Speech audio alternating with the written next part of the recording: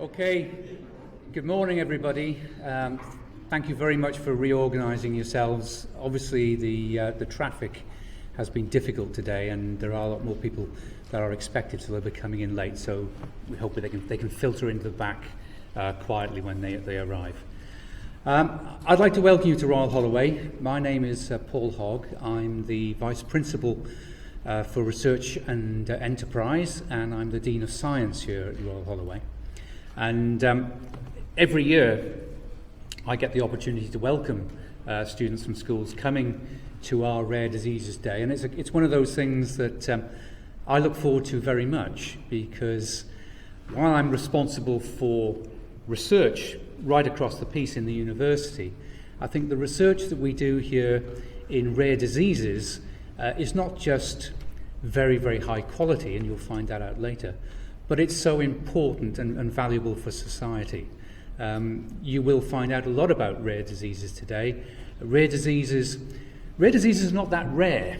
They're rare in comparison to some of the more common diseases, but they still affect and significantly affect a large number of people, both in this country and around the world, and the effects can be quite devastating. So research that helps to alleviate those conditions is really important, and it's something that we're very proud of. Rare Disease Day happens every year to raise the awareness of people. It's not just at Royal Holloway, but in other places across the country as well. And we try to make it a very interesting day for you. So you're going to have, I hope, a sort of a stimulating experience here. We're going to have some lectures this morning. And then there's a variety of activities both in the labs and in our exhibition area. You'll see there's a sort of lab activities. And then in the afternoon there's going to be what we call bio-art and speed dating. And speed dating is not what you might think it is. It's going to be linking you to different people to talk about certain topics very quickly. But I'm sure it'll be very interesting anyway. So we hope you get a very good experience here, finding out what we do, finding out what the critical things are in this area of research, and hopefully going away with a feeling of optimism, because progress is being made and solutions are being found, which is very good. But also you get a feel perhaps for what life is like at the university, what happens here, and perhaps some of you are considering coming to university and maybe studying in biological sciences and related areas in medicine, and maybe even you might look at Royal Holloway and think, well, this isn't a bad place to come as well. I hope you get all of these good things out of the day. I hope you have a great time. And I'm just going to pass you on now to Dr. Yanis, who's going to start off with the first talks. So thanks again for coming and enjoy yourself. Rafael. Thanks very much. So good morning, everyone. Can you hear me well at the back? Okay. So I'm the organizer of Rare Disease Day. First of all, thanks very much to Professor Paul Hogg for this welcome introduction to our day. We hope you will enjoy the day. As he said, there is a variety of activities set out for you. And without any further ado, because as you know, we have started a little late because of traffic, I will get introduced. Rare Disease Day every day has a theme, and this year is Patient Voice. Join us in making the voice of rare diseases heard. So what is Rare Disease Day? Why are we here today? Rare Disease Day takes place on the last day of February each year, and the reason for that is that every 4 years is a leap year, and you have the 29th, like this year in particular. So it's a rare thing, and that's the reason why this particular day was chosen as a Rare Disease Day. The main objective of the day is to raise awareness among the general public, the clinical community, and in general, really everyone, about rare diseases and their impact on patients' lives. And as you can see there, the campaign targets a number of groups. But why are these diseases important? Why are they something we should care about? Well, there is actually a technical definition of what a rare disease is. It's one that affects fewer than 1 in 2,000 people. Common diseases will affect perhaps 1 in 3, 1 in 4. If you think of cardiovascular disease, cancer, put it in context, fewer than 1 in 2,000. It's relatively few people. They are rare. But the issue is that there are between 6,000 and 8,000 rare diseases. So if you put all those together, all in all, they'll affect 6% of people at some stage in their lives. 6% of people means that in each of your schools, there will be people affected by rare diseases. That if you live in an average size road, there will be someone on your road affected by a rare disease. In addition to that, they take a disproportionate part of the health budget, 20% versus 6% of people affected. And the reason for that is that we really have very few cures for those people. For most of them, all that can be offered is palliative treatment. We can look after their symptoms, but nothing else. And this is very expensive. Additionally, 75% of rare diseases affect children, and 30% of those will die before their 5th birthday. But really, most of us just don't know about this.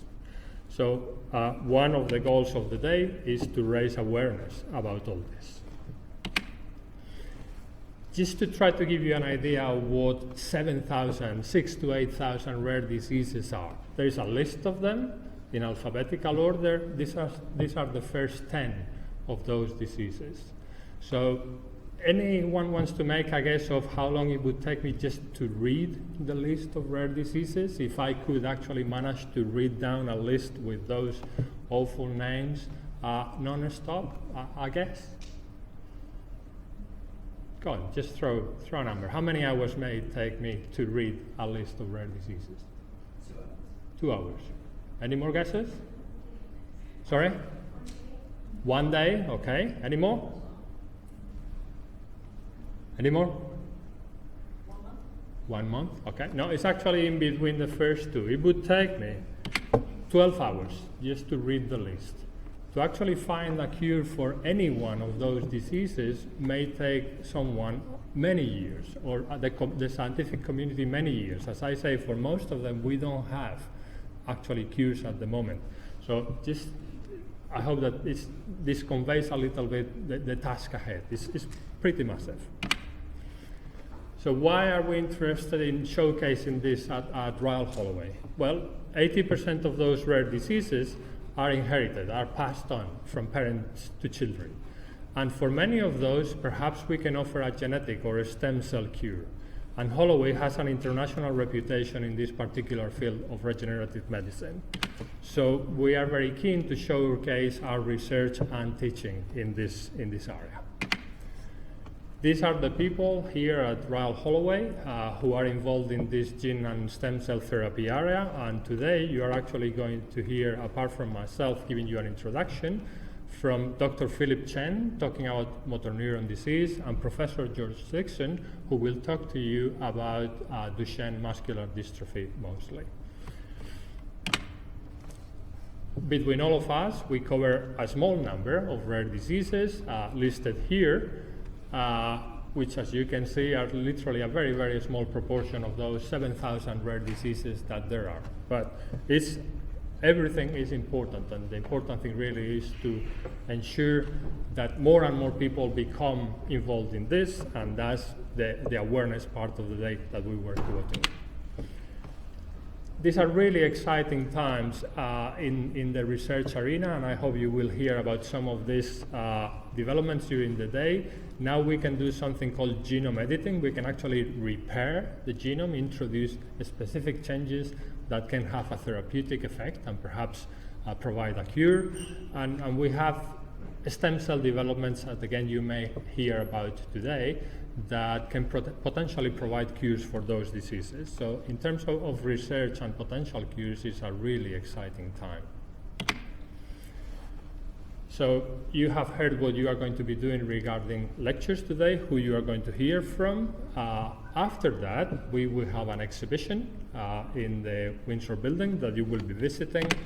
You will have a lab activity in our School of Biological Sciences labs. And in the afternoon, you will have a speed dating time in which you will meet groups of our undergraduates to discuss everything from rare diseases to life in college. and you will have a bioart activity exploring a particular rare disease, producing a poster. All this will be possible because a lot of undergraduate and postgraduate volunteers from college are helping to run this day. You will have seen some of them today already wearing orange t-shirts this year, and these are the groups who in past years, loads of them, a few of them are pictured here, have supported the day. We consider this, and we hope we know actually that they very much enjoy it. This is an enrichment activity for them. So, talk to them, try to make the most of that possibility of interaction with our school students, both undergraduates, postgraduates, and PhDs. So coming back at why you are here today, I hope you can just about see the outline of a metaphase spread in which a particular gene in a chromosome is highlighted in green. And that's one gene just highlighted out of maybe 25,000 or 30,000. Just to recap, even though I know, or I'm sure you know this, genes store the information to make proteins. So if you have a normal gene, you will have a normal protein. But if the gene is mutated, and that mutation is represented here with that green blob, perhaps that gene will produce an abnormal protein or will produce no protein at all. So are all those mutations really bad? Well, not really. Some are irrelevant. We are lucky that the function of that particular gene can be covered by another one. Or some have a minor effect, something that is not troubling you very much. And evolution is based on the presence of mutations, so that obviously is a beneficial effect.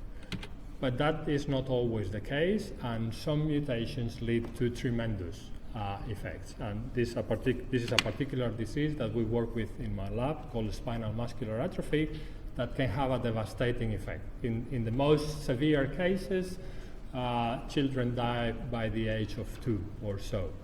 And in the least severe cases, you can still see that there is severe disability associated to this. This is for the patients, but also this is tragic for the families, because when a family has a case of a rare disease, in many cases, someone actually has to stop working to look after the child affected by a rare disease. And in some cases, that has a devastating effect on the family. It really is difficult to convey the pressure that something like that can have on the family. And some of you may recall a tragic case 2 years back here in London. So, I've given you perhaps a grim picture. So is there hope here? Well, yes, there is. There are successes in a number of gene therapy clinical trials for diseases, some of which you may have heard of, and others that probably you haven't. There is finally a first medicinal product based on gene therapy available in the European Union. It's called Glybera for that particular disease, lipoprotein lipase deficiency. And there is an international rare disease research consortium with ambitious goals. I'll come back to that in a minute. I just want to make the point that that particular medicinal product is actually an engineered virus that is used to transfer the defective gene or a working copy of that gene into patients. That's the kind of medicine that one can do these days. Adapt a virus to deliver a gene to effect a cure. In terms of politics, there is a realization that this is important. There is a Europlan, and rare diseases are a priority area for the EU. In the UK, the Royal College of General Practitioners made rare diseases a clinical priority with a particular focus on motor neuron disease, which is the disease Dr. Philip Chen is going to be talking to you in a few minutes. And there is a UK strategy for rare diseases published in November 2013. Unfortunately, while from that UK strategy, a number of UK nations have produced a plan for implementation of the strategy. In England, that is still lagging behind. In England, we don't yet have a plan for implementation of this UK strategy. So at least there is some hope at the political front. But is it all good? Well, not really. One particular issue is that the genetic therapies that are being developed have a tremendous price tag. It can be in the region of £1 million or €1 million for a therapy of this type. And paying for that through the NHS is obviously a very big issue when you consider how many rare diseases there are. And also, drugs that were originally used for something else, if they have a therapeutic effect in rare disease and get the designation of orphan drugs, have become much more expensive. So obviously that is not positive. And as we have discussed, we have limited therapeutics for these diseases. So a particular example is, I've told you that there are between 6,000 and 8,000 rare diseases, but there is a much smaller number of diseases screened for in newborns. I guess that many of you will have heard of the UK newborn screening program for rare diseases, in which a blood drop is taken from children aged 5 days, and they are screened for a number of diseases. Does anyone want to make a guess about how many diseases are screened for through this program? Go on, throw in a number. 6,000 to 8,000 rare diseases. So how many do we screen for in the UK? 200. Any more guesses? Go on, throw a number. 700. Actually, it's 9. Yeah, out. No. Thank you for guessing.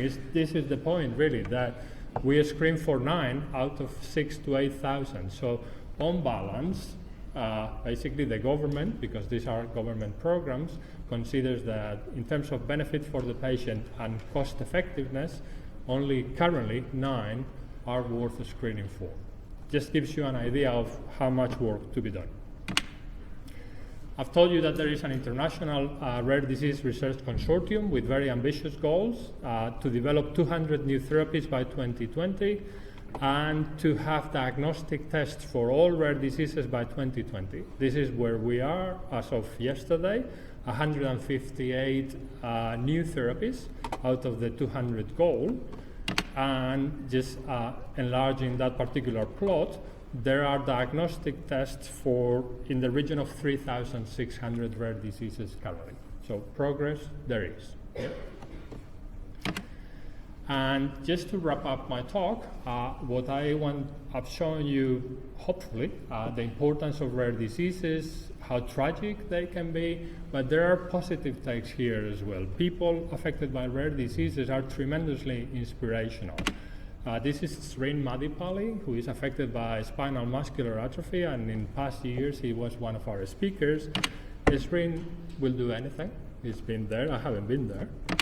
He's been up in the mountains. He's done everything 2 degrees. You know, this is people who just will get on with life. And another example, Helene Rainsford, who was a master's student here. She was our patron in 2012, and she's a Paralympic gold medalist in rowing. So, as I say, these are tremendously inspirational people. To put something like this together, many people are involved, so our thanks go to, in general, our School of Biological Sciences and a number of professional services at college, research and enterprise, student recruitment, communications.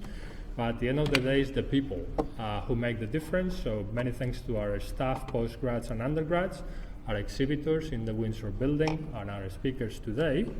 And finally, thank you, because I know that there are many different things you could be doing here rather than listening to me. So we appreciate that. But obviously, most of you are underage, so you should forget all those things. Okay, so without any further ado, I would like to introduce Dr. Philip Chen, who is going to be talking about motor neuron disease.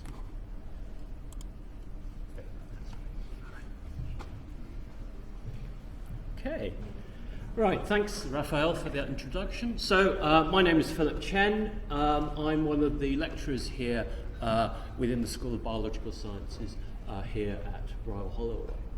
So what I really want to do today is really give you a brief overview about motor neuron disease, but also give you a flavour of some of the things that we actually have ongoing within the lab to actually study all this type of disease.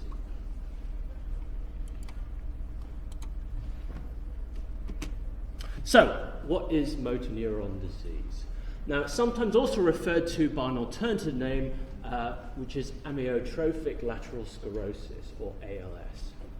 And what happens is that there's a progressive loss of nerve cells or neurons within the spinal cord. And these neurons or motor neurons are needed to allow normal skeletal muscle contraction to occur throughout the body. So obviously the loss of these neurons can have quite severe effects on normal bodily function. And I'll give you a few examples of what actually happens in this case later on. Now, what's the incidence of this type of disease? It occurs in 2 out of every 100,000 people within the population, within the UK, and that incidence is pretty constant throughout the rest of the world. Now, 10% of these cases are known to be linked to a genetic cause, but about 90% of these cases happen sporadically. So the cause or how this actually occurs is still not very clear at all. So what actually happens?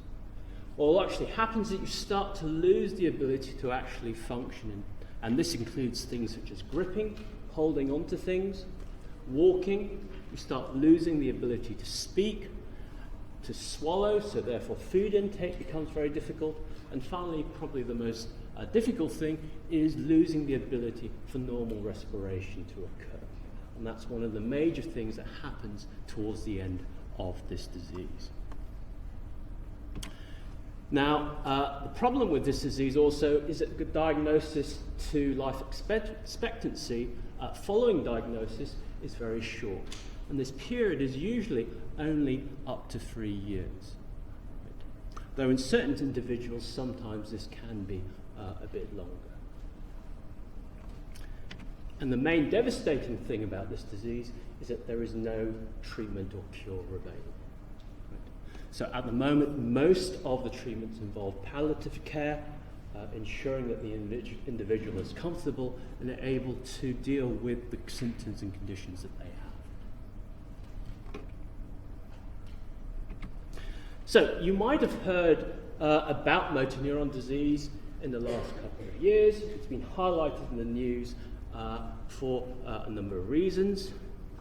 One of these is this person here, Stephen Hawking, and the recent film that was released last year. Now, Stephen Hawking suffers from motor neuron disease, but this is a variant of motor neuron disease that slightly differs from most other people. The other thing that you might have heard about is the ice bucket challenge. So here you see Bill Gates putting on a lot of water. And the ice bucket challenge was a strategy to raise awareness of motor neuron disease and also aid generating funding to support the research into this area. So what actually causes motor neurons to actually die in the first place? Now I know this is actually quite a busy slide, but really the idea is just to look at this as a cartoon. And so what we have here is a cartoon of a motor neuron. We have the cell body here.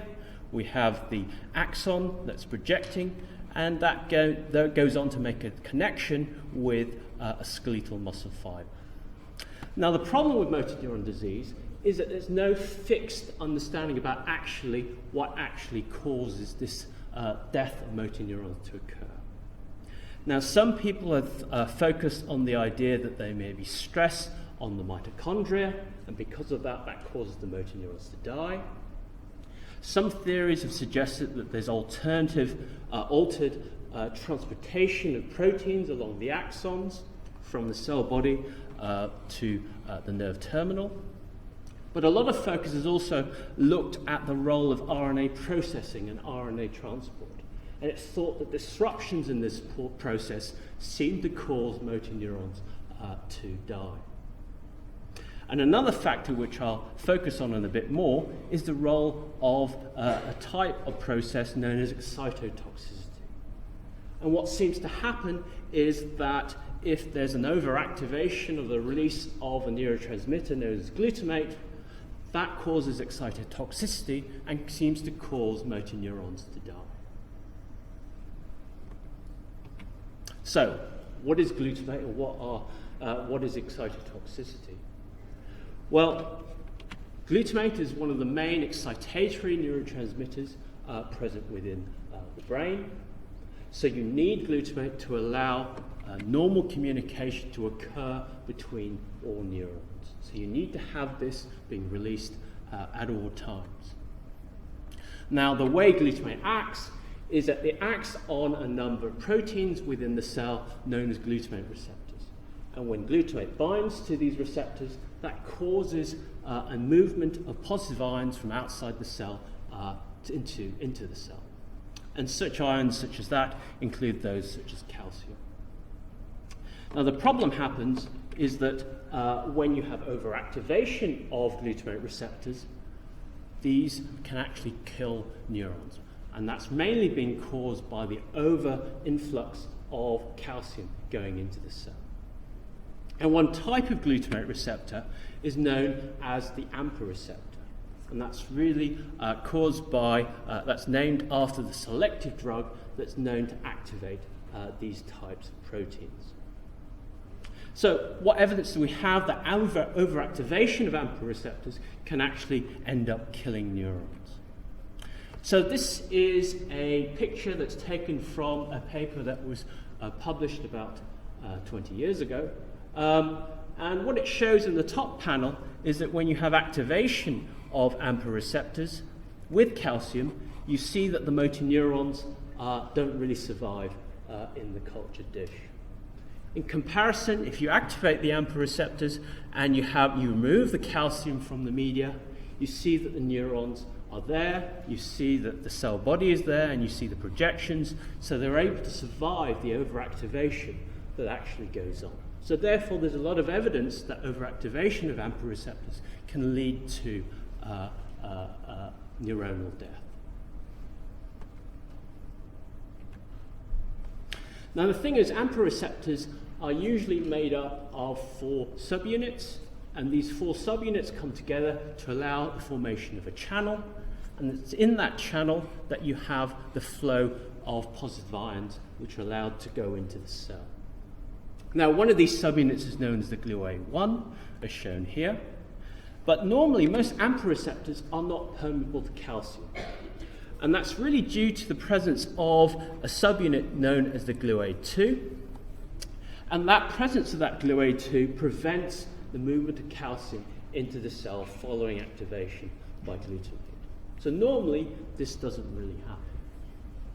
And the reason the GluA2 is able to stop calcium from passing in through the channel is that it has a single amino acid known as an arginine, which lines the inside of the channel pore, and that prevents calcium from going into the cell.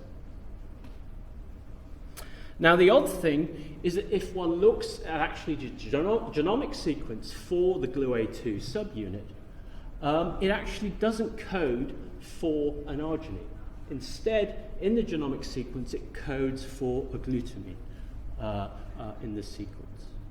So something happens between the genomic sequence before you actually get to the actual protein sequence in the receptor.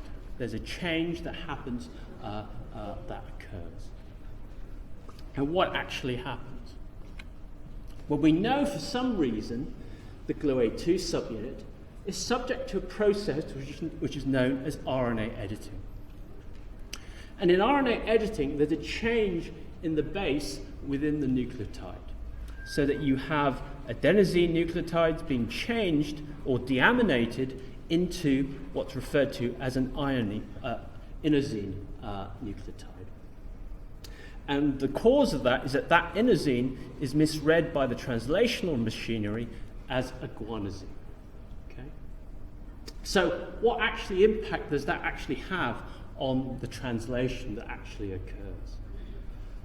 Well, if you assume that the codon that codes for the glutamine residue, CAG, if that adenosine is then converted into an inosine by the RNA editing enzyme, which is known as ADAR2, that inosine gets read or misread by the translational machinery as a guanosine, and therefore the codon itself changes from CAG to CGG. And so the translational machinery thinks that you actually have a CGG codon there, and instead of putting a glutamine, it puts in an arginine in the sequence. And that's how the GluA2 subunit is able to get this arginine within its protein sequence, and therefore that reduces the amount of calcium coming through the actual channel or receptor. So, why is this relevant or important for motor neuron disease? Well, there is some evidence from patients with motor neuron disease that suggests that this RNA editing process may be slightly disrupted or defective. And the result is that if this RNA editing is not efficient enough to convert this glutamine into an arginine codon, the result will be that you'll have a lot of GluA2 subunits within the AMPA receptors containing this glutamine, and so the result is that you have this ability where if the AMPA receptors become overactivated, you get excessive calcium coming through the channel, and therefore that could lead to motor neuron death.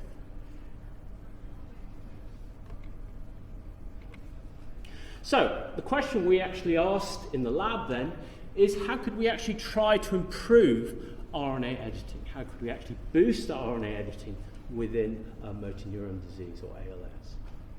And the enzyme which is involved in RNA editing is an enzyme known as ADAR2. And what we have here is just quite a complex map, but don't worry too much about this, is that this ADAR2 exists in many different isoforms. And what we mean by that is that there are various number of different exons which sometimes get incorporated or removed throughout the whole sequence. And one particular isoform that I want to focus on is one known as the ALU-J isoform. And what happens is that a short sequence gets spliced in or inserted between exon 5 and exon 6, and this insertion happens to be within the catalytic domain of the enzyme, which is important to allow RNA editing to actually occur. Now, earlier work has shown that if you insert this sequence within the enzyme, it actually reduces the efficiency of RNA editing. So you actually reduce the rate at which the enzyme is able to allow this RNA editing reaction to occur. So the question then is, can we actually prevent the insertion of this ALU-J sequence? Can we prevent this from being incorporated into the ADAR enzyme? And we can do that using antisense oligonucleotides. So these are very short sequences of nucleotides, and these usually are targeted so that they're complementary to the region of interest. And they have a modified backbone chemistry, which allows them to be resistant to various forms of degradation within the cell. So they have quite a long half-life in terms of their action. And by using these short structures, we can try to use that to target a region around this ALU-J sequence. And by doing that, we were able to exclude the insertion of the ALU-J sequence from the RNA of the ADAR enzyme.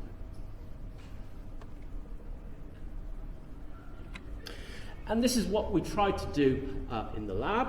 So what we've done is we've tried to design various short antisense oligonucleotides that target various sides of this ALU-J sequence within the ADAR enzyme. These are numbered here, 8, 9, and 10. And what we've done is then look to see how efficient they are in excluding this LUJ sequence from incorporation within the transcript. And we've done that using a variety of biochemical assays. This is one where we're able to analyze the expression or the incorporation of the short LUJ sequence within the RNA of the ADAR enzyme. And so really the main thing is just to look at the two bands here. So the top band signifies that the LUJ sequence has been incorporated, and the bottom band here signifies that the LUJ sequence has been removed or excluded from the sequence. So ideally what we want to do is ensure that we don't see anything in the top band and only see the bottom band appear, because that signifies that our short antisense oligonucleotides have excluded the LUJ sequence. So, have we been able to actually do that? Well, we have been able to do that using one of these antisense oligonucleotides, number 9. And what you can see here is that when using number 9, we see the complete removal, or almost complete removal, of the LUJ sequence from the ADAR enzyme. So you only see this lower band appearing compared to the other oligonucleotides that we actually see. And this approaches about 100% exclusion of this sequence. Now we've also done some further studies where we try to use different concentrations of these oligonucleotide sequences. And what you can see here is this is actually LUJ inclusion. We see that by increasing the concentration of the short antisense oligonucleotide, you see an increase, a decrease in the inclusion of this LUJ sequence. And you see that this concentration is much lower compared to those of the other ineffective antisense oligonucleotides. So the question really then is, does this actually do anything to RNA editing? And what we've got from some initial studies is it does seem by using this PMO9, we are able to increase RNA editing in the system.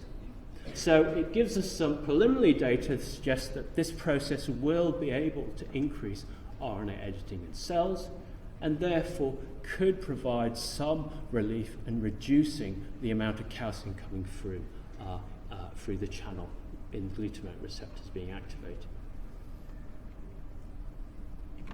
So, what future perspectives do we have in terms of the work I've just described here?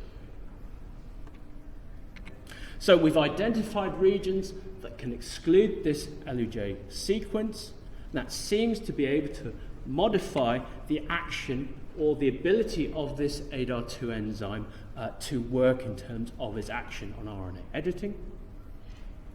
We're still working to try to optimize that to see if we can get a greater change to occur within the cell. And what we're also doing now is examining how this RNA editing effect, or this increasing RNA effect, can actually work in terms of its action on neurons, and how that actually is able to modify or reduce the likelihood that these neurons suffer from neuronal cell death following excessive glutamate release. So finally, what I'd like to do is just acknowledge the people who've been involved in this. So all of this work has been carried out by a very talented PhD student, Helena Chato, who's now finishing up now, and also acknowledge that we had a great deal of help and advice from both George Dixon and Linda Properwell throughout this project, and also our funding from the Motor Neuron Disease Association. Finally, just thank you for your attention.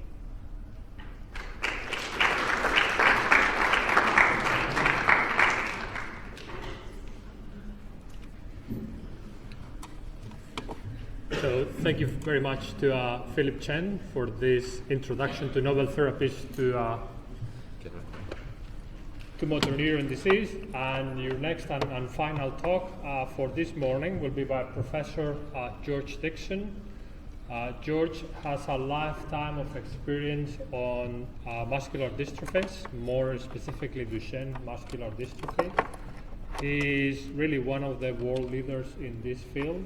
He is involved in clinical trials for this disease that probably most of you will have heard of. And I hope you will enjoy his presentation this morning with many thanks, George. Okay. Yeah.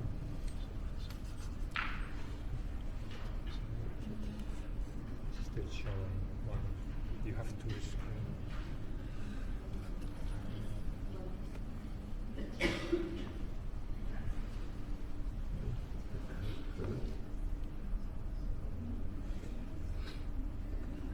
You have pressed on that laptop page.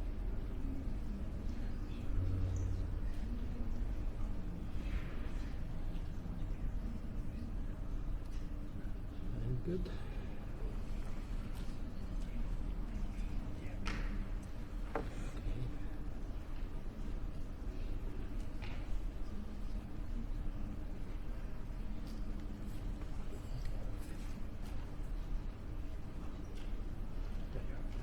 One of the three. You may switch them off within the list. Will one be okay? Yeah, Just one's okay? fine. Yeah? Okay. One is fine.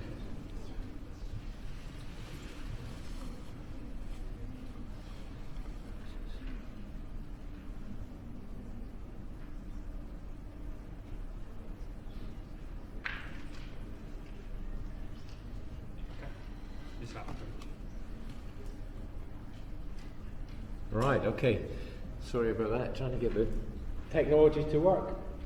Good morning, everyone. I'm Professor George Dixon.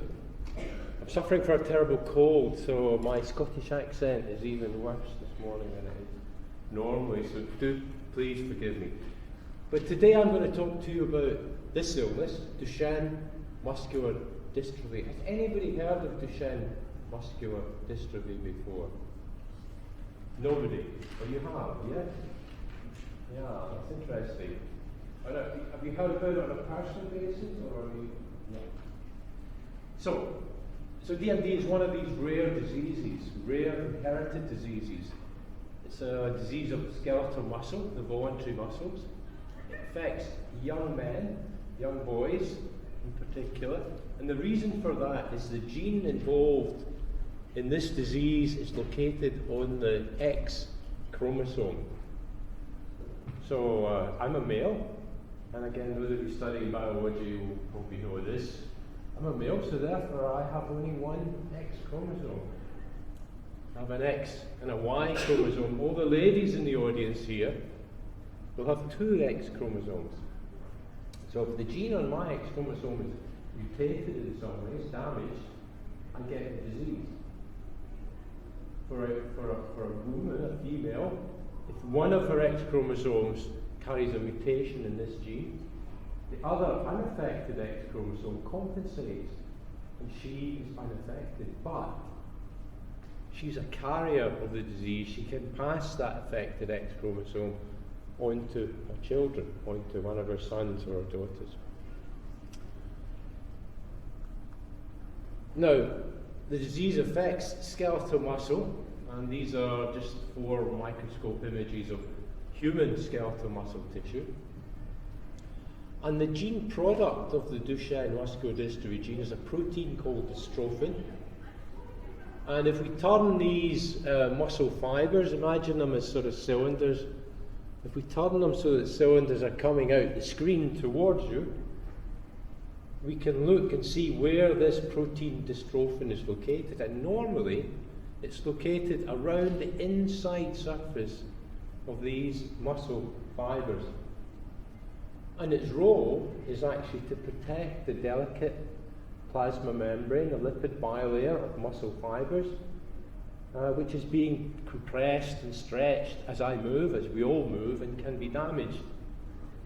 And dystrophin is there to protect the muscle membrane. And in the absence of that protein, muscle fibers are degenerated and lost in the skeletal musculature. Now, how is this a disease identified? Youngsters that inherit that disease gene are unaffected initially, but at the age of 3 or 4, mum and dad will notice that their little son is maybe not moving quite as well as his friends. And there's a classic sign, it's called the Gower sign. It's after the neurologist that identified this sign initially. Something called the Gower sign, and this, I'm just going to show you what it looks like. This is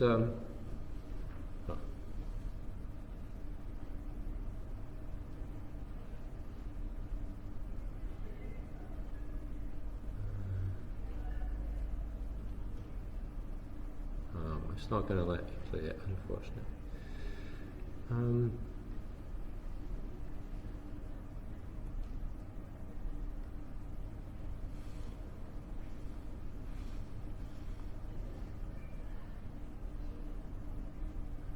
Unfortunately, it's not going to let me play that, which is a little bit disappointing. But basically, the Gower sign involves a manoeuvre that the children take to get up off the ground.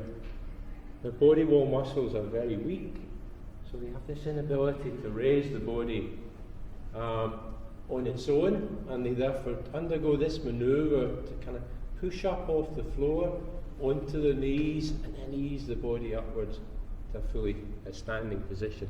So this is one of the first signs that shows this illness is present. And thereafter, it's a progressive muscle wasting disease. Gradually, the children lose muscle strength. They need aids to walk, perhaps leg support. And then in the early teens, there are issues of inability to walk and therefore becoming wheelchair bound. And at later stages, the breathing muscles are also affected, so the intercostal muscle, the diaphragm, and this leads to really a very severe life-threatening condition in the late teens or early 20s. And at the moment, there is no effective treatment for Duchenne muscular dystrophy. There are no drugs that really fully prevent the disease. And one of the other features, of course, is if the body wall muscles are affected, then the spine can become deformed in something that's called scoliosis, and this involves extreme spinal surgery that's required in these patients. So a very serious, very debilitating, and ultimately life-threatening disease. So the question is, we know the gene is on the X chromosome, we know its sequence, we know the protein that's produced. Gene therapy asks the question, can we substitute for the damaged gene and substitute in a healthy laboratory-based version? And that question arises from the revolution in molecular biology that's happened over the past couple of decades.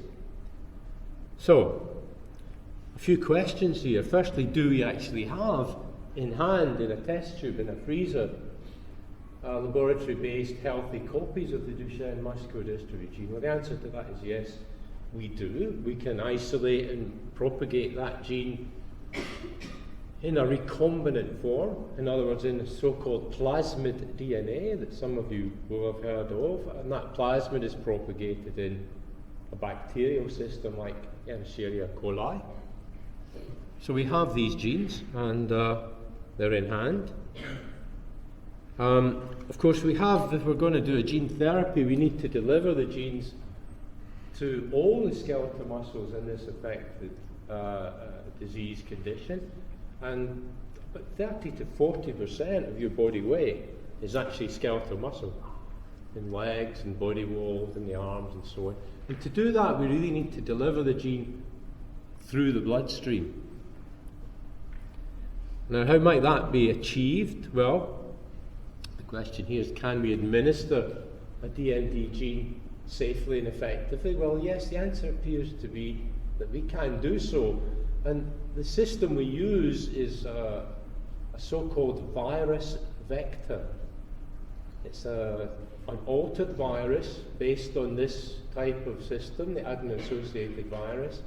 which has been engineered not to carry its own genetic material, but to carry the healthy genes that can reverse Duchenne muscular dystrophy.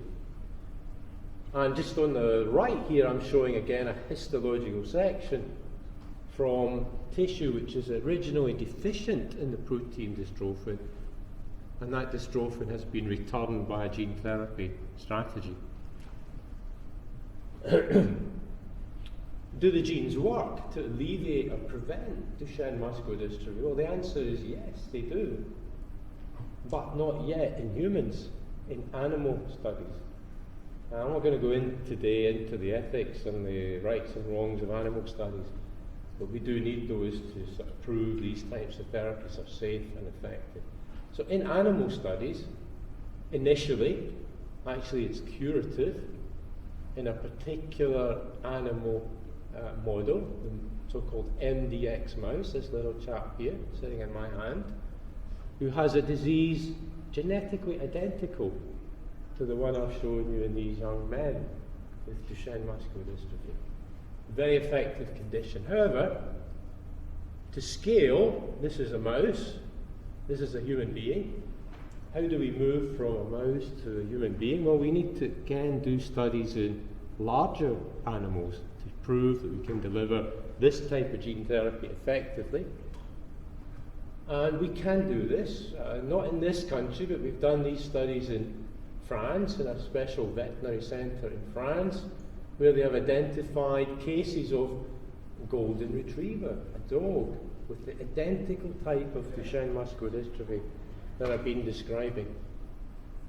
And if we deliver those gene therapies through the venous system, a whole body delivery, we can get results which are of this type. Again, this is a different stain, it's a green stain which tells us that this new dystrophin protein is being made in response to a gene therapy treatment in these animals. Now, what about the health of these veterinary patients in this study? Well, what's shown here is a timeline out to nearly 2 years following the single treatment, single gene therapy, and following the weekly clinical exams of these patients, where 100% score is a fully healthy dog, and anything below that is detects a defect associated with the disease. And the scoring relates to a whole range of activities in these animals: breathing, swallowing, movement, and so on. And what you can see here is that the red lines are information that have come from animals with this disease which have not been treated. These are sort of historical analysis in these animals. And the blue lines that are shown here, except for this one red, this one exception, but these blue lines correspond to animals that have been treated at an early age, 2 or 3 months of age, with this gene therapy strategy. And as you can see, they're showing a much better, healthier profile, which isn't very far away from a normal, healthy animal. The other types of studies that are done in these animals, I don't know if any of you have ever worn a pedometer, so a little device that counts the number of steps that you take. Anybody used one of those guys? Yeah. So we have these types of devices, a little bit more complicated than the one you probably have worn and I occasionally wear, but a device that can measure movement in three dimensions. And the dogs carry this device, and we monitor their gait, their walking style.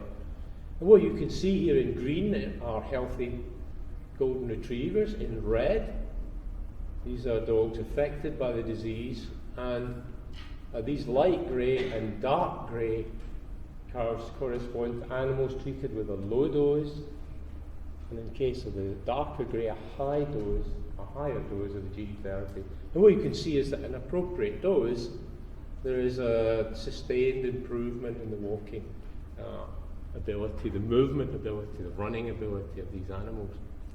Now, I'm hoping this is going to work, but no.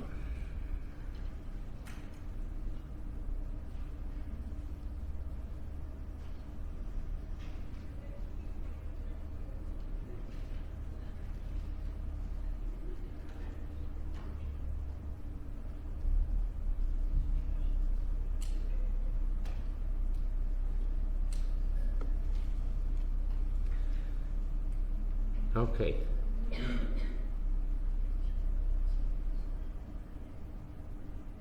What I'm going to show you here is a few movies of these animals, untreated and treated. So firstly, an untreated dog with this disease. You can see that he's a happy animal, but he has difficulty walking. He's got an unusual gait. He can't get over this barrier. It's lowered slightly artificially. He still can't get over the barrier to get, well, he can step over it to get to his food. Here's a dog at 7 months of age, which has been given the gene therapy treatment. And you can see this animal is much more active, almost normal, I would say, can jump the barrier. Here again are movies of an untreated animal and the treated animal, side by side. This is a sort of comparison. This is in the veterinary hospital in Knoll. This is in that hospital where the animals are treated. Here again, the dog affected by the Duchenne muscular dystrophy disease. This example is of two separate treated animals in this study that's going on. They're both active, they can both jump the barrier, they can stand on their back legs. These are very healthy looking dogs, which normally by this stage would be very, very ill and very badly affected. Again, a couple of examples of animals that are treated, patients as it were, treated with this gene therapy. These are animals treated at the lower dose that I mentioned earlier, if I recall correctly. Again, a couple of the dogs treated with a high dose, this time nearly 2 years after the treatment, after this initial treatment. You can see they're pretty healthy animals. This one perhaps slightly less so, perhaps slightly less effective in this case. And this is another example, it's more of interest to experts in the field. This is one of these animals outside, managed to sustain a broken leg, so he obviously jumped or did something, after he had his gene therapy. And what is interesting here is that boys with Duchenne muscular dystrophy, if they break a limb and they're inactive for a period of time, this is very severe. There's a very severe negative impact on the course of the disease. And what I'm really showing you here is that this animal, despite breaking a limb is repaired and he's a very active individual. So, forgive me, I'll go back to my slides.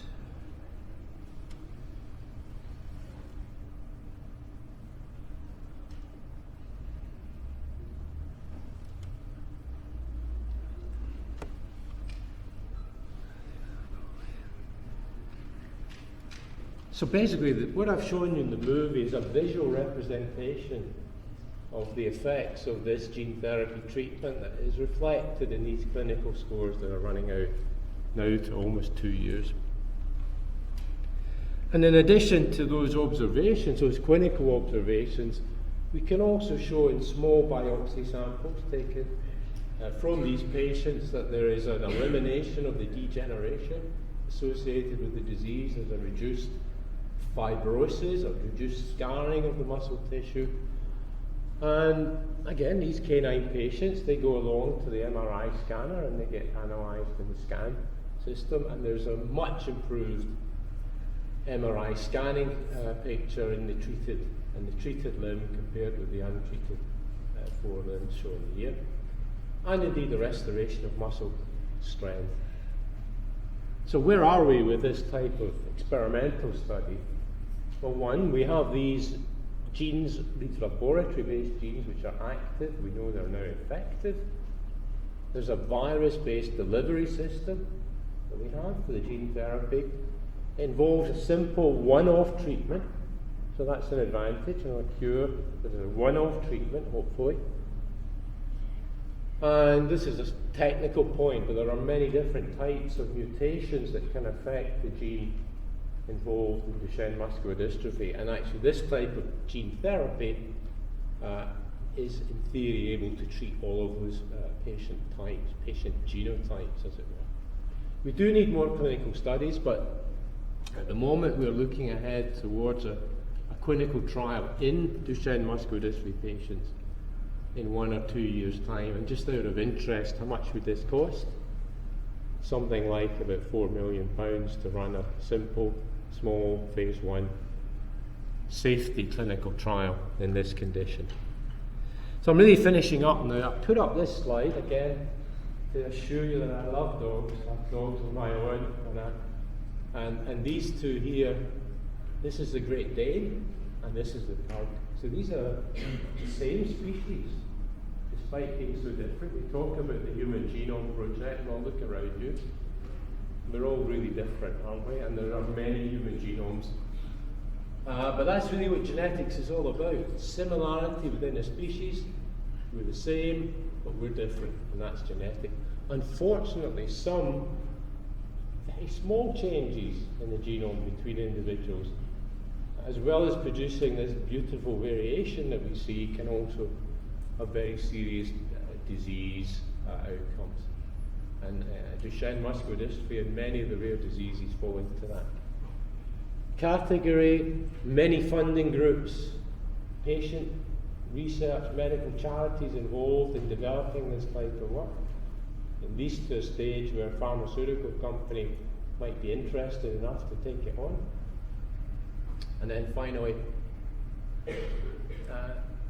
it's not all deadly serious in science if you're thinking of getting into science. So the gene therapy research teams here at Royal Holloway get together every summer, and we have a picnic in Windsor Great Park. And these are some of the people and their kids and so on that are involved in this type of research. So I'll finish there, and I guess maybe we'll be taking some questions, Raphael, on both of the presentations, if you have time. Thank you very much. Thank you.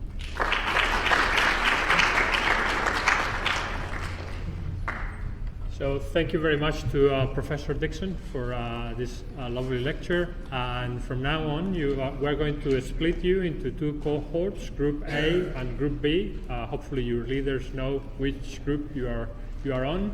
And we will have volunteers outside to take you, if you are on Group A, to do the lab activity in our school. And if you are on Group B, you're going to go to the Windsor building to the exhibition. And then we'll swap you over. In all cases, you are going to be led by our volunteers with their orange t-shirts. So just as you walk out, make sure that you go to the either Group A or Group B volunteers. Thank you.